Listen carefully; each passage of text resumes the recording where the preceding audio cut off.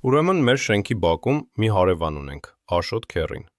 Ինքը մեր բակի պարկովկի գլխավոր ինժեներն է, ով գալիս է կանգնում է կողքը ու սկսում է. ապեր, աջ կողի, մի քիչ էլ, հիմա ձախ պահի, արի։ Այսօր գալիս եմ տուն, բակում լրիվ խառնաշփոթ։ Մի հատ էնպիսի նեղ արանք է մնացել, որ հեծանիվ հազիվ կմտնի։ Աշոտ Քեռին արդեն վազելով գալիս է, որ սկսի իր կոնցերտը, բայց դե ես L-Drive-ից այդ նոր Zikr-ն էի վերցրել։ Ավտոյից իջա, դուռը փակեցի, հեռախոսով կոճակը սեղմեցի ու ֆսյու։ Ժողովուրդ,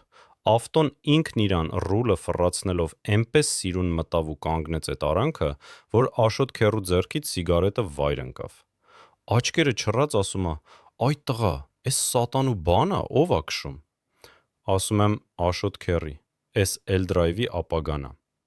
Էս տղերքը, որ սենց խելացի ավտոներ են բերում, մեր բակի պարկովշիկների գործը հաստատ փակելու